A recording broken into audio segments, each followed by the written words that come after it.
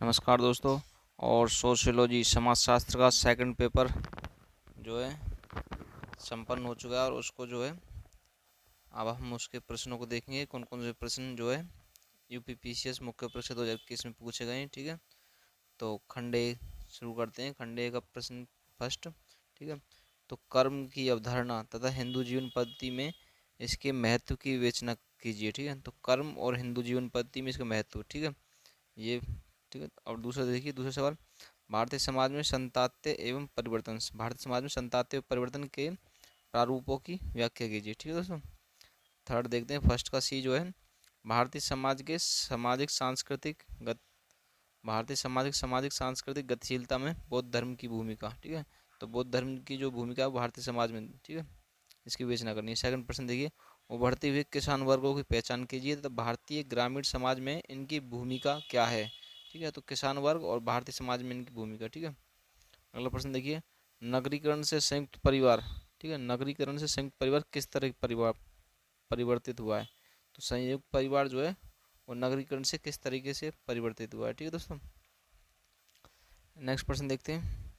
Next प्रश्न है, जाति वर्ग और शक्ति। ठीक, जाति वर्ग और शक्ति अंतर संबंधित है, विवेचना कीजिए। ठीक है, तो इन तीनों की जो अंतर संबंध विवेचना करनी है। ठीक है, अगला प्रश्न देखिए, जजमानी व्यवस्था की परिभाषा दीजिए। ये व्यवस्था अंतर्जातीय संबंधों को किस प्रकार निर्धारित करती है। ठीक है, जो जजमानी व्यवस्था पुरातन काल में थी उसकी व्यवस्था परिभाषा देनी है और अंतर्जातीय संबंधों को किस प्रकार निर्धारित करती है ये बताना है। ठीक है, अगला प्रश्न देखिए, जनतांत्रिकरण की प्रक्रिया ने किस हद तक पारंपरिक ग्रामीण शक्ति संरचना को प्रभावित किया है, विवेचना कीजिए। ठीक है दोस्तों। अगला देखते हैं, जाति और जनजाति में अंतर कीजिए। ठीक है, अगला प्रश्न है, उत्संस्करण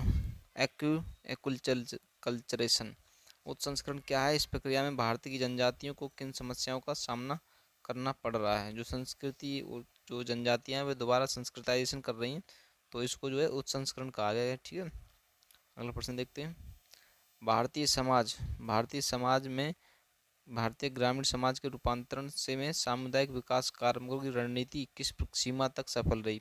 जो 1957 में सामुदायिक विकास कार्यक्रम था उसको ग्रामीण समाज से रिलेट करना है। ठीक है दोस्तों। अगला प्रश्न देखिए, अनुलोम और प्रतिलोम विवाह में अंतर बताइए।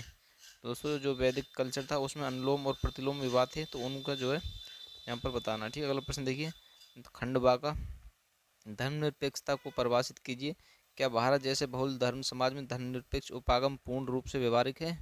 ठीक है दोस्तों, सॉल्व कीजिएगा। अगला प्रश्न देखते हैं, भारत में धर्मांतरण के कारणों का विवेचन कीजिए, एक समाजशास्त्री समस्या के रूप में कीजिए। मतलब धर्मांतर जो कारण जो समाजशास्त्री समस्या के रूप में विवेचन करनी है। ठीक है, अगला प्रश्न देखिए, अगला प्रश्न है, भारत में बढ़ती हुई सांप्रदायिकता की प्रवृत्ति हिंसा से संबंधित है। जो सांप्रदायिकता है वो हिंसा से किस प्रकार संबंधित, टिप्पणी करनी है। ठीक है, छठा प्रश्न देखिए दोस्तों, नगरीय पड़ोस की परिभाषा दीजिए। नगरीय पड़ोस और इसकी मुख्य विशेषताओं का वर्णन कीजिए। नगरीय पड़ोस और उसकी विशेषताएं। ठीक है, अगला प्रश्न देखिए, भारत में नवीन शिक्षा नीति किस प्रकार शिक्षा की समस्याओं को दूर करने में कारगर है। ठीक है, शिक्षा नीति और किस प्रकार समस्याओं को दूर करेगी। ठीक है, अगला प्रश्न देखिए, अति जनसंख्या गरीबी का कारण नहीं है।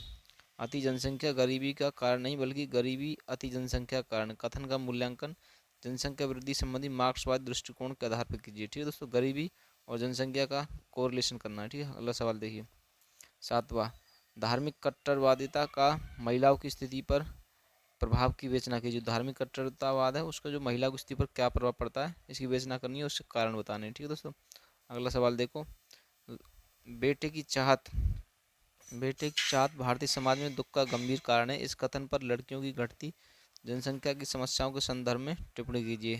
ठीक है दोस्तों, अगला प्रश्न देखते हैं, क्या लोकतंत्र एवं अभिजन वर्ग के बीच सामंजस्यता हो सकती है, विवेचना कीजिए। ठीक है दोस्तों, लोकतंत्र और अभिजन वर्ग। ठीक है, अगला प्रश्न देखते हैं, अगला और लास्ट प्रश्न पत्र सेकंड सोशियोलॉजी का। ठीक है, तो पश्चिमीकरण की परिभाषा दीजिए। पश्चिमीकरण ने आज किस प्रकार ग्रामीण असमानताओं में वृद्धि की है। ठीक है, पश्चिमीकरण और ग्रामीण असमानताओं में जो वृद्धि हो रही है उसको बताना है। ठीक है, योजना क्रियान्वयन में नौकरशाही को सामना करने वाली बाधा।